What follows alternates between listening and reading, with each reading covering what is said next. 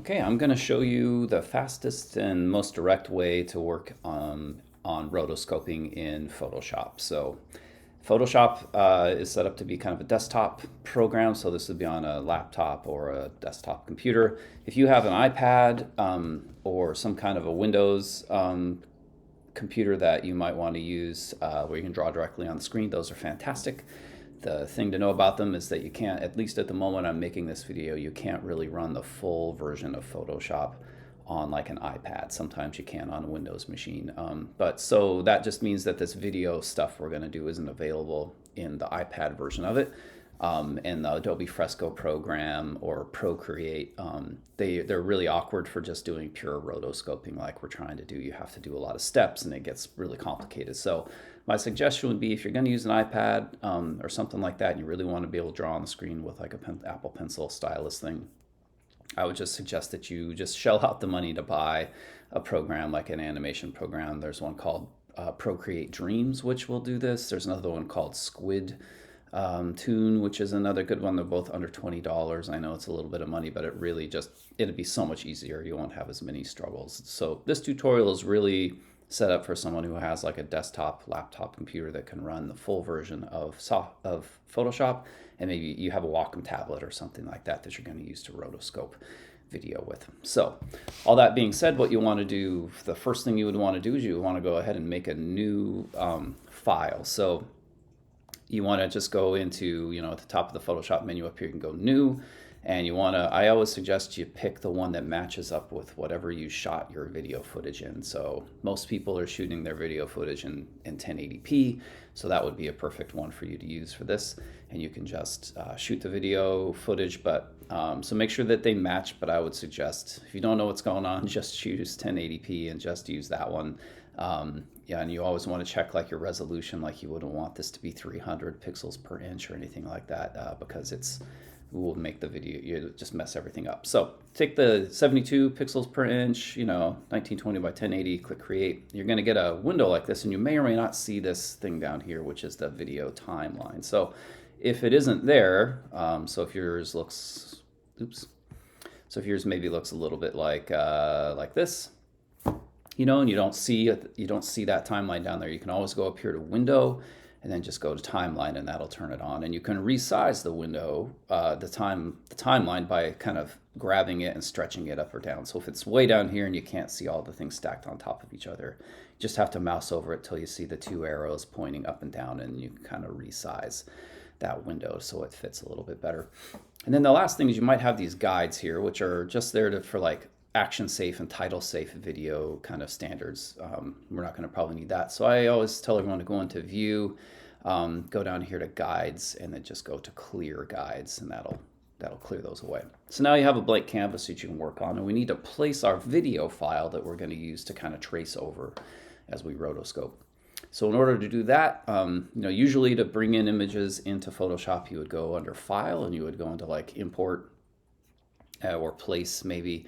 But anytime you work in video in Photoshop, you actually have to go under Layer, and you go in under this menu up here with Layer. Then you go down here to where it says Video Layers, and all of the things we're sort of doing in this video are going to be found under the Layer, Video Layers sort of drop-down menus. So you want to make sure you keep that in mind. So we just want to click the one here that says New Video Layer from File. So we're going to click on that one. It's going to bring up our dialog box, where we go in and we find a piece of footage that makes sense for what we're going to do, that you want to trace over. And again, if you can, edit these videos down before you try to place them. Like if I tried to place like a really big one here, like this one's, half a gigabyte, it will really bog the computer down. So try to pick something out that, edit it down so it's shorter, the little bit you're actually going to work on. Just kind of cut it up. You can do that in iMovie. You can do that in one of the other video editing programs like Premiere or something, and then export it out. It just makes your life a lot easier. So I'm just going to pick the right piece of footage and click open, and now you can see it's going to be in the window. And down here, this little blue bit with the red line, and we call that the playhead, and I can scrub through the playhead and I can see my footage moving around, right? So I've got a bunch of little chunks of footage here that I am using, and so shot against a green screen. So what I would want to do is probably just go to the place that I'm actually going to start this, and you can, if you look, you can see you can trim the beginning and ends of this just by like kind of clicking and dragging it over. So I could kind of do this and go to the place I want it to end, maybe right about here, and I can drag that back, the edge back all the way back. And now I just have this small little fragment of video instead of all of that stuff that I'm dealing with. And then if I push this play button right here, it'll play through it for me, and you'll see the, this is the motion that maybe I want to try to capture and trace, right? So, so if that's the case, if I'm all set up there, I got it ready to roll, I feel good. Always make sure you save this file. So at this point, I would go up here and go File, save as, and I would put this someplace where I wouldn't lose it. So, for now, I'll just put it on the desktop. I'll just call it something I can remember, and then just save it, so that way you don't lose everything if your computer crashes, especially if you have an older computer or one without a lot of RAM. Things can crash sometimes. So, I could resize this if I wanted to like crop in, but for now we're just going to go with what I've got. And so, the main thing here now is that, okay, I've got this this video footage, and it's not very long, but it's gonna take me a really long time to trace each and every frame. So what I probably want to do is change the frame rate. Most of the time you're going to shoot things at 30 frames a second on like your phone or a DSLR camera. So I call this the hamburger, this little square here. So each one of these little palettes is going to have a little hamburger attached to it. So you want to go into the timeline, and you want to go to the timeline hamburger, and you want to go in here, and we want to set the timeline frame rate. So I'm going to click on that, and I'm just going to say, since usually 12 frames a second is plenty for this kind of animation, you could do 15 if you just want to half it. But so now that's going to make this a lot easier to animate, because I'm going to have a lot less frames that I have to do. And you can see that the movements become a little bit more kind of like less smooth, but that's okay probably for most animations that you're rotoscoping over the top of. So now we're ready to actually make the rotoscoping layers that we're going to draw on. And so if you look over here in the layers palette, you can see I have this icon that's kind of got like a little film strip in it under layer 1, and that tells me that's a video layer. If I just made a new layer, like a different kind of a layer, you'll see it's purple versus the blue, and it's not going to have that little film strip next to it. And this is just a still layer. So if I wanted to, I could grab my brush tool over here, and I could draw like this. Would be really, you're welcome for this amazing illustration I'm doing for you now, right? So now that yellow is just going to sit there the whole time that it is visible underneath the or on top of the video layer on top. So if I could stretch it out, so if I just wanted that little yellow smiley face there the entire time, I could do that, and it's a layer that's on top, but there's not any animation associated with that. It's just a still video, or I'm sorry, it's just a still like image layer. And if I wanted to, I could make the image come back here a little ways, and it'll disappear at some point, and I could add lots of images and layers on top of or behind other things. So always remember the difference between the purple layer and the blue layer. But once you kind of get things ready to go, what we need to do is we need to add a blank video layer that we can do our animation still frames on top of. So to do that, again, we go back in here under layer, we go into the video layers part of it, and we go new blank video layer. It's really important that you pick the blank video layer. And you'll see that one will come back, and there it is. And so it's just an empty container with nothing in it yet that we can draw on top of, right? And so I always tell everyone, these little kind of mountains down here let you zoom in or out on the timeline. And if you can, try to zoom in as tight as you can on the timeline so you can see things. And this will give you this will let you go every frame. So this is frame 1, frame 2. So if you zoom all the way in on it, you'll be able just to navigate one frame after the next, after the next, after the next. So now all we're going to do is we're just going to draw on this layer, layer 3. And you want to make sure that you have the right layer selected. And so my suggestion is always you grab any layers you're not working on, highlight them so that they're gray here, and then click this little lock box here. So if you click that, you'll see a little lock icon show up. And that'll mean that I don't accidentally draw on one of the wrong layers, which happens to everyone, and it can get it's really disappointing because you can't really undo it. So once I've done that, I can see where I'm going frame by frame. Now all I have to do is start drawing, right? One thing I could do if I wanted to is I could change the opacity of the layer I'm tracing. So sometimes that helps. So I would need to unlock that here, come into opacity up at the top and just crank it down maybe to like 50% or something. So I would do that, unlock it again, and now I should be able to see the lines I'm drawing over the top of it.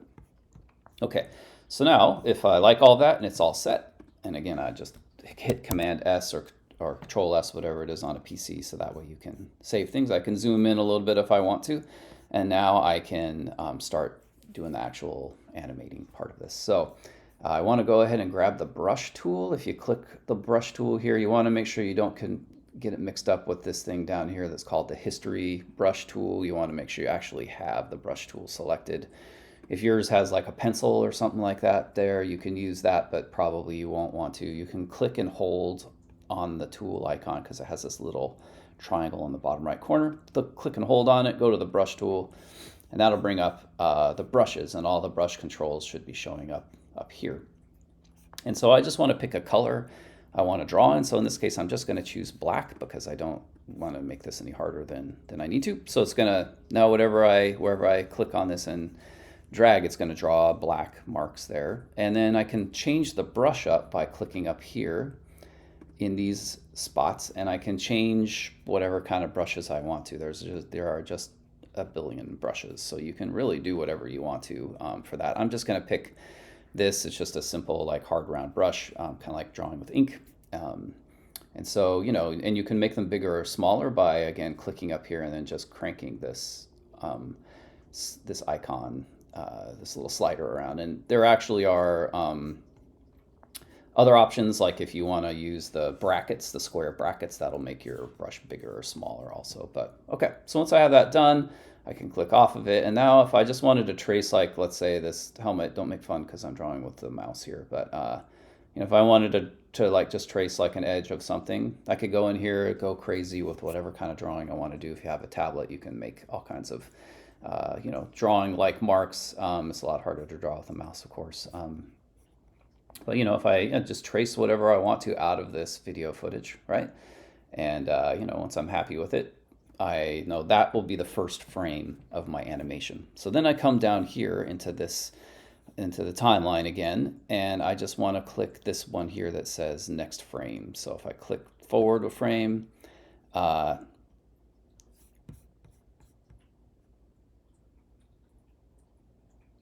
oh, yeah, this is a good example of one where I actually drew on the wrong layer. So that's a really good don't do that kind of a thing because I forgot to lock it. So click that. We want to go up to layer 3, which is my video layer. I'm going to turn off layer 4 because that was a mistake. All right, so I'm going to just do that again really fast. That's actually a fantastic little bit of don't do that kind of advice, so you can see how it could happen to all of us. Again, if you forget to lock a layer, it's really easy to draw on the wrong one. So let's say this is good. Okay, I'm happy with it. Now I'll click forward, and you can see that my old lines disappeared, and now I can draw the next stage of that. And I can, again, these are really bad drawings, so, and then I can click forward again, and I just keep going all the way through the whole animation. And you'll see the movement sort of happen here. So now if I scroll back, you can see the movement that's gonna go along as I build out my rotoscoped animation. So the other thing to know though is there's a setting called onion skins, which you can turn on, that'll show you your previous layer that you drew, so you can kind of helps you see what you did in the layer before. So you just got to remember that I'm on layer 3 here, right up here it's selected, and I'm drawing all the way along. And whatever I draw in this frame 1 is going to show, and then when I go to frame 2, the second thing is going to show. And I really can't make lots of adjustments. I can scroll over what's going on here. So if I know I'm in frame 2 and I don't like it, I can grab the eraser tool, which is right here, and I can go in here and I can like erase stuff. But the main thing would be now I have to go back and grab the brush tool again and draw this whole layer all over again, right? So So it's just important to know that, whatever you're drawing, like this is really good with the mouse. Whatever you're drawing here will just keep showing up. And so if I go to layer 3 here, and this is what I'm seeing, and I don't like it again, I can grab the eraser tool and I can make this eraser a lot smaller than it was, and I can go in here and let's just say I want to delete like a little mistake I made. But I'm only doing it in that one spot. Like as soon as I scroll to the previous frame, it's gone, right? So I'm just drawing on layer 3 like in a continuous line, frame by frame animation. Really simple, really straightforward, and lots of things that you can kind of try with just adjustments. But again, the onion skins can help. So if I click here, I go into enable onion skins, I can click there.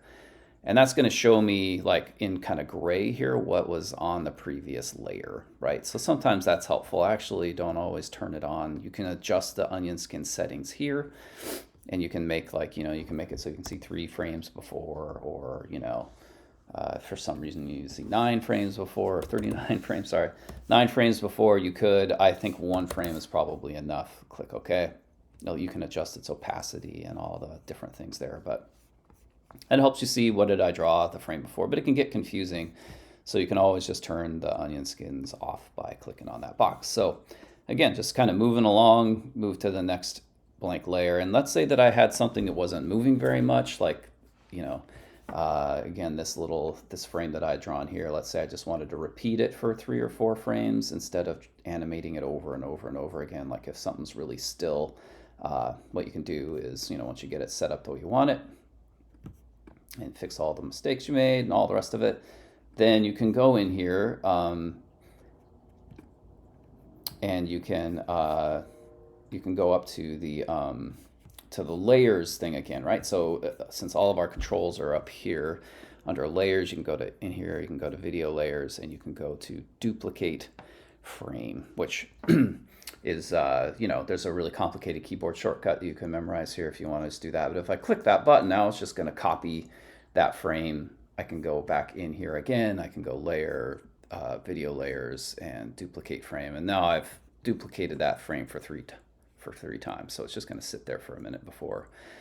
So I can duplicate frames. I can delete frames. Like if I don't want one, like if I just have to make sure I'm in the right spot here in the timeline. Go up here to layer, go to video layers again, and I can duplicate a frame, right? I can, delete a frame. I can insert a blank frame if I want to just add an empty frame there I'm going to draw something from. So if I want to delete one of those frames, I can. And now if I scroll back again, you can see that, okay, now I got rid of that one that I didn't really want.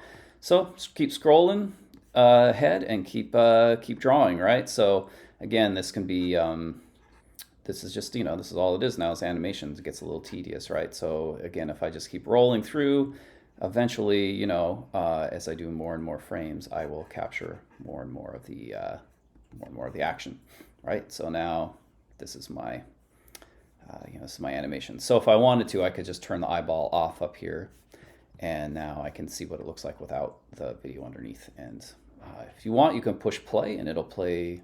Go one at a time. You can push the play button here, and it'll play the whole thing depending on which button you push over here in this spot. So it's going to play the entire timeline that I've got here, right? Which I don't have anything drawn there. All of it's back here. Well, that is baseline basic rotoscoping. You just kind of go along and trace. You can turn your layer eyeballs on or off. There's some other more advanced things you can do, but for now, I would say, just figure out what you can do with this. And again, these can be as detailed or not detailed as you want. If I scroll back out so I can see the whole thing, my smiley face is here. So if I went ahead and exported this out now, what I would see is the black line and that smiley face. And so whatever you have whatever eyeball you have turned on or off will be the eyeball that you are, that'll be what exports. So now this is the way I like it. Let's say I was done and it all looks good and I'm happy with it. I can just go up here and go to, again, back into layer, video layers, and, oh, I'm so sorry, this is the wrong spot. You want to go into file for this one, you go to export, but you're just looking for the one that says render video. There'll be different options for that. I think you can get to it through the hamburger down here again also. But it's going to bring up this dialog box, which again will let you change things if you don't know what's going on, like you're not sure what you want to do. Just stick with something that's really basic, like the document size is what you want to choose, so it just matches. So you want to make sure you have document size selected. You can check the format. I would just suggest H.264. Where you want to put it, you select your folder here. So I can put this again like on the desktop and click choose, and then just click render, and it'll take a second depending on how long your file is. But now if I go back to my desktop and I look for the file, I must have put it in the wrong place.